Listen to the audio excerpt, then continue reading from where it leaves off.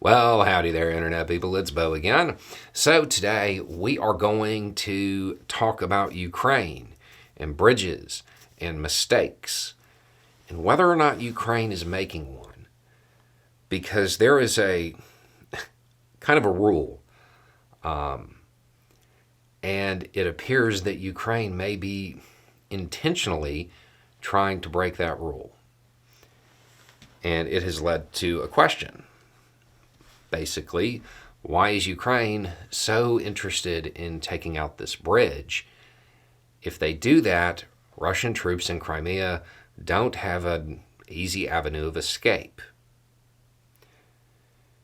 In movies, most times the goal, you want to surround the enemy and destroy them. In real life, most times you want to leave them away to run away, because it's much better to win the battle with them running away. You're a whole lot less likely to get shot, you know? So it's been held as a smart move to leave your opposition an avenue of retreat. And this is going back thousands of years. There are exceptions to that, though. And if you don't know, the reason this is coming up is because something happened to that bridge again.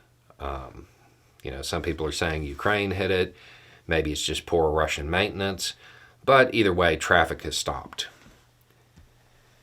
So, at least for the moment, that avenue of retreat is cut off. And it is definitely sending the message that Ukraine wants that avenue of retreat cut off. When you're looking at this from the US or from some cushy chair somewhere, there's a very different perspective than the people who were there. That goes without saying. Because most people watching this channel support Ukraine, this may be a little hard, but I want you to pretend you are a Russian soldier occupying Crimea. Ukraine has been presented with an opportunity that they couldn't create themselves, that they couldn't plan this. The only reason that they're in this situation, I mean, not to put too fine a point on it, but it's Putin's mismanagement. And they may be trying to take advantage of it. You're a Russian soldier in Crimea. That counteroffensive that everybody's been expecting, everybody's waiting for the big push and all of that stuff. Here in the U.S., people are looking at it like, when's the game going to get started? If you're going to be on the receiving end of that counteroffensive, it's terrifying waiting for it. And that's been going on a long time. Now, in Russian propaganda spaces, stuff that they have access to, Russia's saying, hey, Ukraine launched it and it failed. We've got it. And that's all fine and good for internet commentators. But the average troop on the ground, they know that they're in the Gilligan's Island of wars. They're on day 500 of their 8-hour tour. They probably don't have a lot of faith in the information that is coming through the Russian propaganda spaces. So they're waiting for the counteroffensive. Now, their avenue of retreat has been hit. Combine that with what they heard about Wagner. And it's not just that there was a mutiny. Wagner was their premier force. And they were the force keeping pressure on the East. Not just did they mutiny or try to coup Putin, they're probably not keeping up as much pressure, which means Ukraine might have forces to devote to you. And your avenue of retreat is cut off.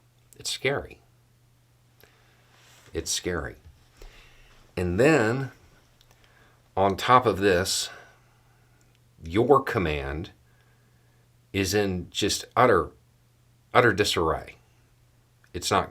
It is not a cohesive organization, and that's very clear. There's a lot of infighting. There's a lot of internal struggles.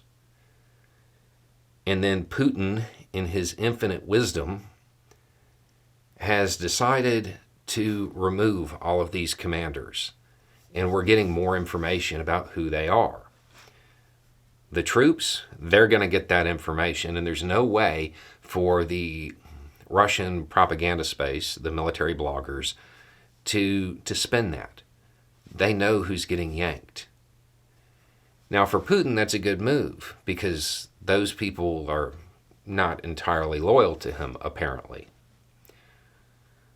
Something that the troops might notice is that the commanders who agreed with Wagner, well, it seems like they're the better ones.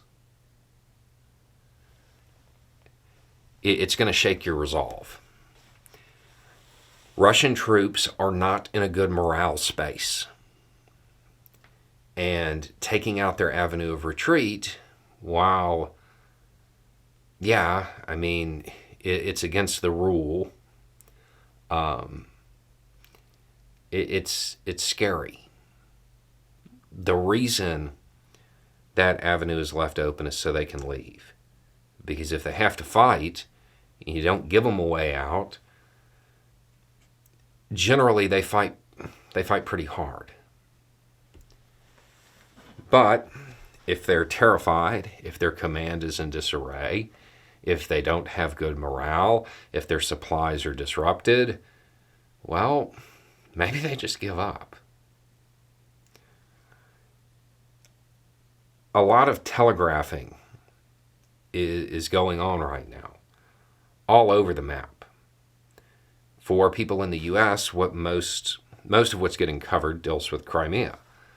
But there's operations going on all over the map. And every Russian soldier along that line has a subconscious fear of them being right on where one of those arrows is pointing in a Ukrainian war room. The hit on the bridge, if it was in fact a hit, not just poor maintenance, it reinforces that for the troops in Crimea. Now, to be clear, Ukraine may not be going there, but keeping them off balance is important. And then there's probably also a psychological element for the Ukrainian side with this bridge. This bridge is very much a symbol of Russian imperialism. So it may just be that. It may just be, it's a supply route, so it's a legit target, but also it's symbolic, and they're wanting to boost their own morale. Could be that too. Ukraine has performed very well, and moving into Crimea, that would be risky. But let's be clear, pretty much every major success they've had thus far, American analysts, that's too risky.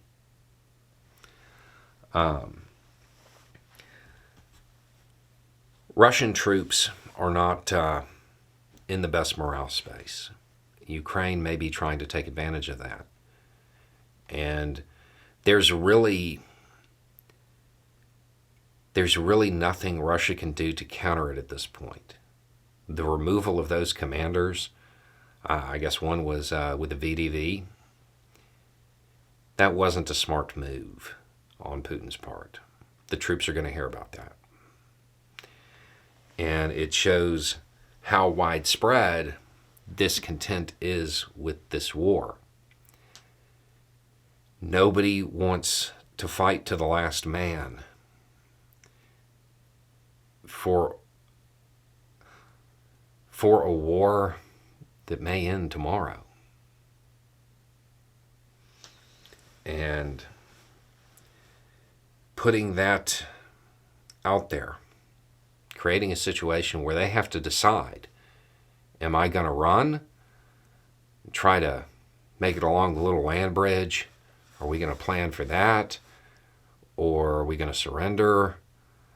Or are we going to fight when we have no way out for a country that isn't supplying us, taking away the good commanders? The person who sent us here isn't really secure in their position and everything could change tomorrow. They're sowing a lot of doubt. There's a lot of psychological operations going on. Or maybe it's just bad maintenance, or it's just symbolic. I would not say that it's a mistake, because there are too many variables, and we have no idea what Ukraine is going to do.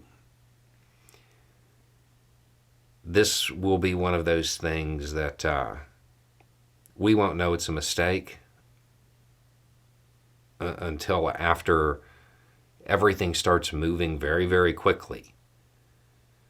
And it becomes self-evident. Yeah, the general rule is you don't want to do this. You don't want to shut down the avenue of retreat.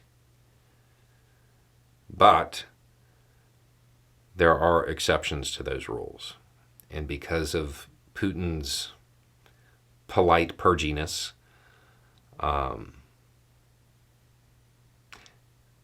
they may be one of those exceptions at this point. Anyway, it's just a thought. Y'all have a good day.